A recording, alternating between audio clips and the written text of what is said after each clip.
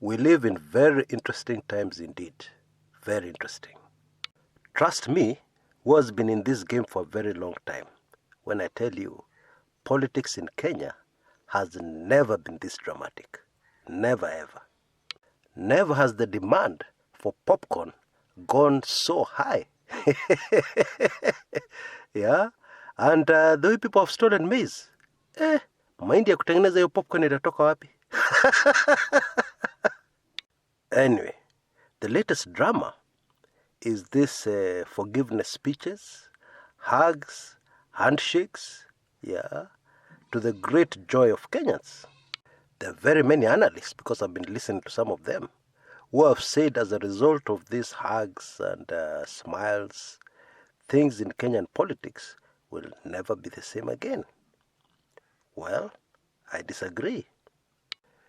I think the most telling piece of evidence, about how genuine those hugs were, is the reaction caught on camera of DP William Ruto. His reaction when the president humbly, confessed his sins and asked for forgiveness, from Raila Odinga. And when Raila Odinga came forward and also asked for forgiveness while forgiving, DP William Ruto's reaction was interesting. Indeed, a member of this channel and a member of Club 1999 shot me an email and asked me, Chris, what do you think of this Ruto reaction? Well, as I've always advised on this channel, we're dealing with politicians. And by the way, politicians are also very good actors and actresses. I mean, these people would make very good careers in Hollywood or even in Nollywood, which is closer to home. In Nigeria, the Nigerian booming film industry. I mean, when it's called for, these guys can act. And that is why I always advise on this channel. It is okay to listen to politicians, but pay closer attention to their body language. Body language never lies. And indeed, DP Ruto's body language, in reaction to what was unfolding, did not lie. Bottom line, he did not like what he saw. And we know why, because it interferes with his dreams and ambitions to be the President of the Republic of Kenya. The ideal for him would have been tensions to continue in the country, and clampdowns on the opposition to continue in the country, until the 2022 elections came. Anyway, let me give you a full, very deep analysis of what happened at that prayer breakfast immediately after the brief upcoming commercial break. Don't go away.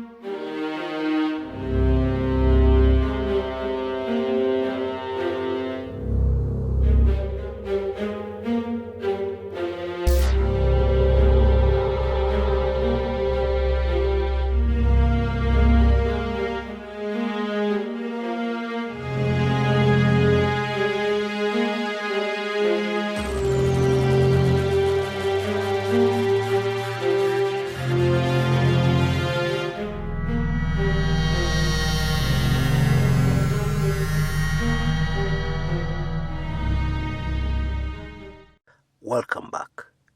Now, prayer is very serious business. Very serious. And we cannot discount the possibility that during the prayer breakfast, the Spirit of God hovered over the area and touched the hearts of politicians, the very hardened hearts of politicians, so that they reacted in a way that caught Kenyans by surprise. We cannot dispel that. We cannot dismiss that. And indeed, if those hugs and speeches of forgiveness yeah, and acceptance of forgiveness were real and genuine, then definitely things are going to change in Kenya for the better. Yeah, no doubt about that. However, let us be realistic, yeah, and let us remember that we are dealing with politicians. Yes, indeed, I believe we would be much better off if we focus instead on president, yeah, what has happened before and what the outcome has been. Now today I'll take you very far back in history, very far, long before independence, long before the white man had come. Yeah, there was an incident, yeah, or there was a scenario exactly like what we have just witnessed. Now the Nandi had a problem, okay? Their enemies, the Luo community, had completely defeated them. Now somebody may ask, Chris, that is war. You're talking about war. Here we are talking about politics. Why don't you stick to the politics? Okay, I'll answer that. The human race has always been at war. It's the nature of the human race to seek superiority over the other. Yeah, and you do that through war.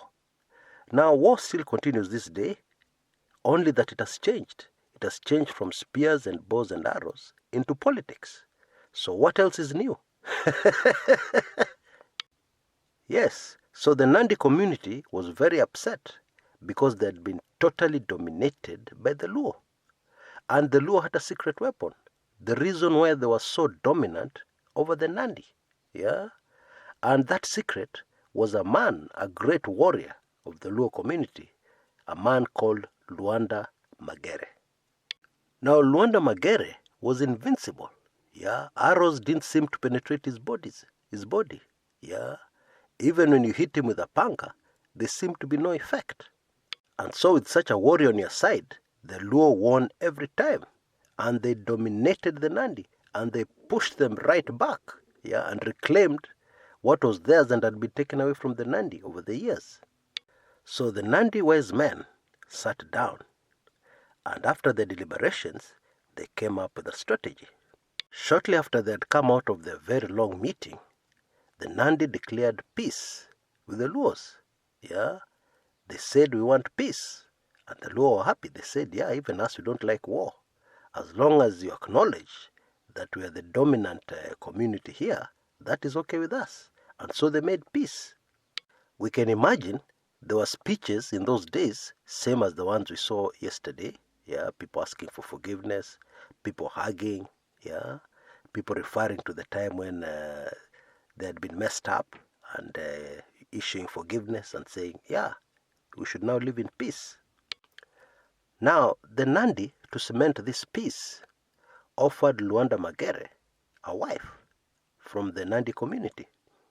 Now, what the Nandi had done, they had had a beauty contest, and they had looked for all the lasses in the land.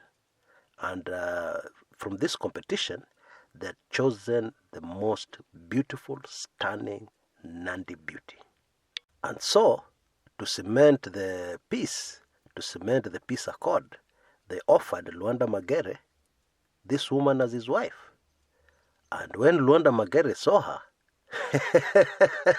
he started salivating. Yeah, he must have said this peace is a very good thing. Now, the wisdom of cementing peace by intermarriage is not new. Okay, it's very old. Yeah, we remember in the Bible, Solomon made peace with many of his enemies by marrying women from those communities. Because now it becomes difficult to launch war against your in-laws. Because you're launching war against your own blood. Yeah, the children there with the same blood as you. Yeah, you've sent your woman there. She has birthed children. Those children have your Nandi blood running in them. Mixed with the Luo blood, of course. But that's Nandi blood there. Yeah, so war becomes impossible. So Luanda Magere returned home with his brand new wife. And he was very excited about this brand new wife. And over time, he became very close to this very stunningly beautiful lass. Yeah, somebody who was so beautiful, more than any other woman he had seen within Luoland. And so he shared all his close secrets with his latest wife. Okay, and so one day when he became sick, yeah, he called his youngest wife and he gave her instructions. Yeah, he told her, you see that shadow there? Cut into it. Yeah, draw some blood. Yeah, then put some herbs there. Then I'll feel better. And she took a razor. Yeah, went to Luanda Magere's shadow and she cut, and indeed blood came out. And indeed Luanda Magere got better. Shortly after that, this young lass, his wife, his youngest wife, asked permission from her husband to go and visit her people. And Luanda Magere was completely smitten. What could this young wife of his ask that he refuses? Nothing. So he quickly agreed. And so she took off and went back to Nandi country. She must have run all the way because she was carrying some very important intelligence information. So she arrived, went straight to the hut where the elders were, and told them the strength is in his shadow. Yeah, he was sick. I cut his shadow, blood came out. The elders said, oh, okay. Now the Nandi immediately declared war on the Luo. And Luanda Magere must have been puzzled. I mean, my wife left here just the other day. Yeah, what is the problem? What did she tell them? Haven't I treated her right? Indeed, haven't I treated her better than all my other wives? What's wrong with these Nandi people? Oh, he didn't know what was happening. So, to cut a long story short, when the war started, the Nandi went straight for Luanda Magere's shadow. Yeah, they knew the secret. And they plunged several spears into that shadow. Yeah, cut that shadow with many pangas. And that was the end of Luanda Magere. And the Nandi won that battle. And they regained their superiority over the Luo community. End of story. That's politics.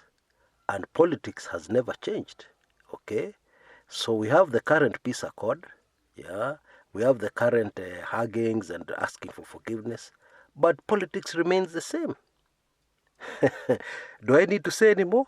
That is the nature of politics. The nature of politics is that yes, we have peace, but who will be the boss? That is important. Yeah? And the battle for who will be boss cannot be halted just because we hugged and we shook hands and we forgave each other. Folks, that is all I have to say about this issue. Until next time, this is Chris Kumekucha.